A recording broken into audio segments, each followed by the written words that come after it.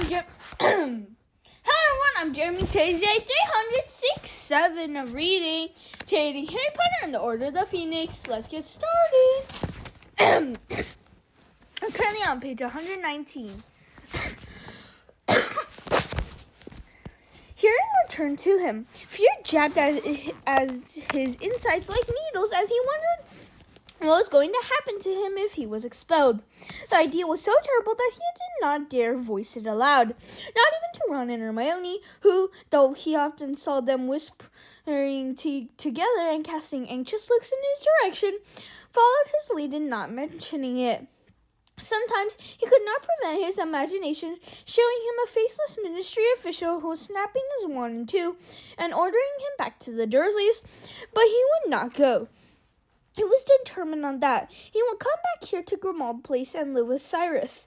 He felt as though a brick had dropped in his stomach when Mr. Weasley turned to him during dinner on Wednesday evening and said quietly, "I've ironed your best clothes for tomorrow morning, Harry, and I want you to wash your hair tonight. A good first impression can work wonders." Ron, Hermione, Fred, George, and Ginny all stopped talking and looked over at him. Harry nodded and tried to keep eating his chops, but his mouth had become so dry he could not chew. How am I getting there?" he asked Mrs. Weasley, trying to sound unconcerned. "Arthur's taking you to work with him," said Mrs. Weasley gently. Mr. Weasley smiled encouragingly at Harry across the table. "You can wait in my office until it's time for the hearing," he said.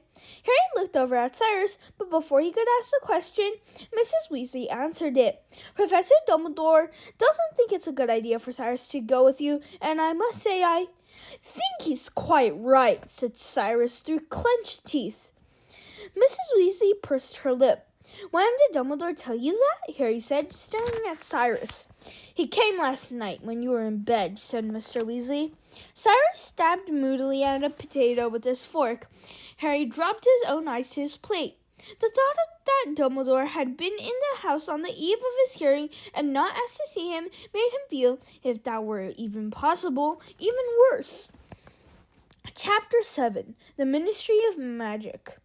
Harry awoke at 5:30 the next morning as abruptly and completely as if somebody had just yelled in his ear. For a few moments he lay immobile at the prospect of the hearing, filled with every tiny particle of his brain. Then, unable to bear it, he leapt out of bed and put on his glasses. Mrs. Weasley had laid out his freshly laundered jeans and t-shirt at the foot of his bed. Harry scrambled into them. The blank picture on the wall sniggered again. Ron was lying sprawled on his back with his mouth wide open, fast asleep. He did not stir as Harry crossed the room, stepped out onto the landing, and closed the door softly behind him. Trying not to think of the next time he would see Ron, when they might no longer be fellow students at Hogwarts, Harry walked quietly down the stairs, past the heads of Creature's ancestors, and into the kitchen. He had expected it to be empty, but it was not. When he reached the door, he heard the soft rumble of voices on the other side, and when he pushed it open, he saw Mr. and Mrs. Weasley, Cyrus, Lupin, and Tonks sitting there almost as though they were waiting for him. All were fully dressed except Mrs. Weasley, who was wearing a quilted purple dressing gown. She leapt to her feet the moment he entered. "Breakfast," she said as he pulled out her wand and hurried over to the fire. Morning, Harry," yawned Tonks. Her hair was blonde and curly this morning. "Sleep all right?" "Yeah," said Harry.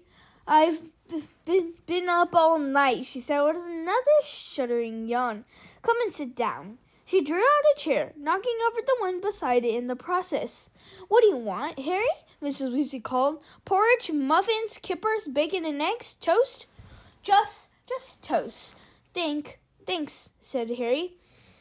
Lupin glanced at Harry, then said to Tonks, "What were you saying about Scrimgeour?" "Oh, yeah. Well, we need to be a bit more careful. He's been asking Kingsley and me funny questions." Harry felt vaguely grateful that he was not required to join in the conversation. His insides were squirming. Mrs. Weasley placed a couple of pieces of toast and marmalade in front of him. He tried to eat, but it was like chewing carpet. Mrs. Weasley sat down on his other side and started fussing with his t-shirt, tucking in the label and smoothing out creases across the shoulders. He wished she wouldn't. And I'll have to tell Dumbledore I can't do night duty tomorrow. I'm just too tired, Tonks finished, yawning hugely again. I'll cover for you, said Mr. Weasley. I'm okay. I've got a report to finish anyway. Mr. Weasley was now wearing wizard's robes, but a pair of pinstripe trousers and an old bomber jacket. He turned from Tonks to Harry. How are you feeling? Harry shrugged. It'll all be over soon, Mr. Weasley said bracingly.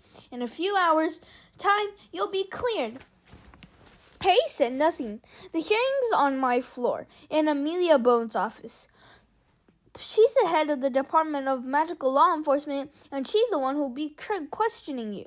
Amelia Bones is okay, Harry, said Tonks earnestly. She's fair. She'll hear you out. Harry nodded, still unable to think of anything to say. Don't lose your temper, said Cyrus abruptly. Be polite and stick to the facts. Harry nodded again. The law's on your side, said Lupin quietly. Even underage wizards are allowed to use magic in life-threatening situations. Something very cold trickled down the back of Harry's neck. For a moment, he thought someone was putting a disillusionment charm on him again. Then he realized that Mrs. Weasley was attacking his hair with a wet comb. She pressed hard on top of his head. Does it ever lie flat? She said desperately.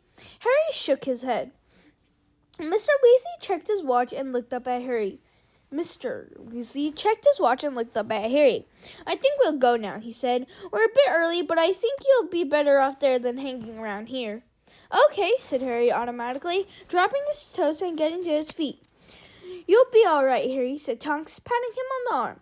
Good luck, said Lupin, and I'm sure it'll be fine. And if it's not, said Cyrus grimly, I'll see to Amelia Bones for you. Harry smiled weakly. Mrs. Weasley hugged him. We've all got our fingers crossed, she said. Right, said Harry. Well, see you later then. He followed Mr. Weasley upstairs and along the hall. He could hear Cyrus's mother grunting in her sleep behind her curtains. Mr. Weasley unbolted the door and they stepped out into the cold gray dawn. You don't normally walk to work, do you? Harry asked him as they set off briskly around the square. No, I usually apparate, said Mr. Weasley, but obviously you can't, and I think it's best we arrive in a thoroughly non-magical fashion. Makes a better impression, given what you're being disciplined for. Mr. Weasley kept his hands inside his jacket as they walked. Harry knew it was clenched around his wand. The run-down streets were almost deserted, but when they arrived at the miserable little underground station, they found it already full of early morning commuters. As ever, when he found himself in close proximity to Muggles going about their daily business, Mr. Weasley was hard put to contain his enthusiasm. Simply fabulous, he whispered, indicating the automatic ticket machines.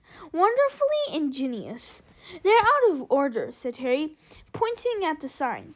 Yeah, but even so, said Mr. Weasley, beaming fondly at them. They bought their tickets instead from a sleepy-looking guard. Harry handled the transaction as Mr. Weasley was not very good with Muggle money, and 5 minutes later they were boarding an underground train that rattled them off toward the center of London.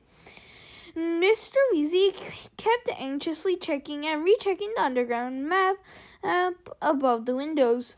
4 stops, Harry. 3 stops left now. 2 stops to go. Harry, they got off at a station in the very heart of London, stepped from the train in a tide of besuited men and women carrying briefcases. Up.